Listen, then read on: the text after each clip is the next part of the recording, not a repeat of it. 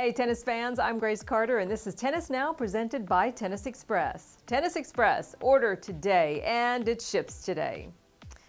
U.S. Open finalist Kevin Anderson returns to New York this week. Kevin Anderson and Kei Nishikori are back in the Big Apple for the inaugural New York Open. The tournament is staged on a black court at the Nassau Veterans Memorial Coliseum, which is the former home of the New York Islanders hockey team. It'll be Kei's first ATP level tournament since losing his Montreal opener last August 9th, but he did win the Dallas Challenger in preparation for his return to New York. Kevin Anderson became the first South African man in the Open era to reach the U.S. Open final.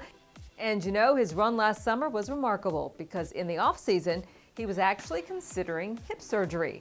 Remember, he missed the Australian Open while he was rehabbing, and his ranking dropped down to number 80.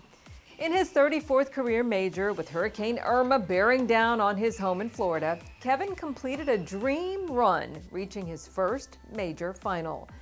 The New York Open marks the 5th time Kevin has been seeded first in an ATP event. Tennis Now reporter Nate Chura, a tennis pro based in Brooklyn, caught up with Kevin for this interview. Hey tennis fans, I'm Nate Chura at the Nassau Coliseum with Kevin Anderson for the inaugural New York Open. Kevin, the last time you were in New York, you had a sensational run to the finals at the U.S. Open. What did you take away from that experience? Yeah, as you said, it was definitely a great few weeks for me. Making my first Grand Slam final, it's a dream I've had for a long time.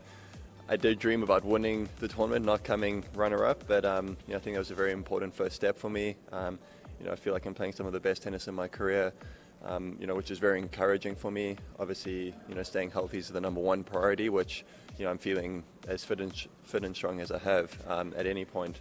So looking forward to a great year. Definitely feels good to be back in New York. Really excited to see what this tournament holds. It's the first time for any of us being out here. So hopefully, have a very good week. Yeah. Speaking of the New York Open, you're the number one seed at this tournament. How does it feel to be top dog? Yeah, it feels good. You work hard. I think it's a reflection of where you are in the rankings. It doesn't change my approach or my setup. Each match is obviously tough. You have some protection being seeded, that you're not playing the other sort of top 7 ranked guys in the tournament. But having said that, I think everybody's seen the depth of men's tennis right now. No matter who you're playing, whether they're seeded or not, everybody's capable of beating anybody on any given day. So you have to be ready to play. Yeah. Now looking ahead, Indian Wells and Miami Open are right around the corner. What are your goals for the rest of the season? You're also an accomplished doubles player. Are you going to stick to focusing on singles, or are you going to still be mixing in all the events? Yeah, well, first part of your question, my biggest goal this year is, qualifying for London at the end of the year. I've come close a couple times. Obviously, it's a lot of tennis to be played throughout the year. It's not something you maybe think about daily. It's something that you have in the back of your mind. You sit down with your with your whole team, identifying the path that you need to stay on, and then I think the challenge and goal for each day is to try to do your best to follow that and really trust it. And that's what, as I said, my biggest goal is for this year. In terms of doubles, look, I really enjoy getting out on the doubles court. I've played a lot of doubles before.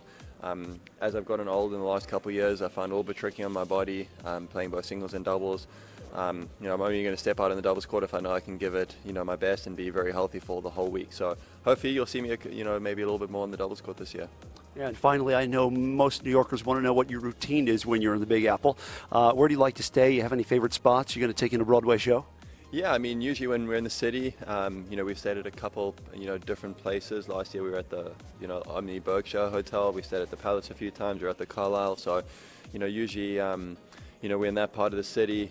We really enjoy being here. I have a lot of friends here. My brother lives, up in Connecticut. So, I spend a lot of time with him, while I'm here. Obviously, we're a little bit outside of the city right now. Sometimes it's a little bit tough to travel too much. The biggest focus is here is obviously on the court, and by the time I'm done with all my training for the day, my treatment, playing matches, there's not really too much time to do too much else. So I think I'll be exploring a little bit closer, to where we are here this week. Well, fair enough. Thanks, Kevin, and best of luck in the tournament. Thank you so much. Kevin and his wife Kelsey run the website reallifetennis.com, which provides training tips from the pros. It'll be fun to see how the tournament plays out on the black courts. Remember, the Labor Cup also used black courts last fall. And that's it for now. I'm Grace Carter. See you next time here on Tennis Now.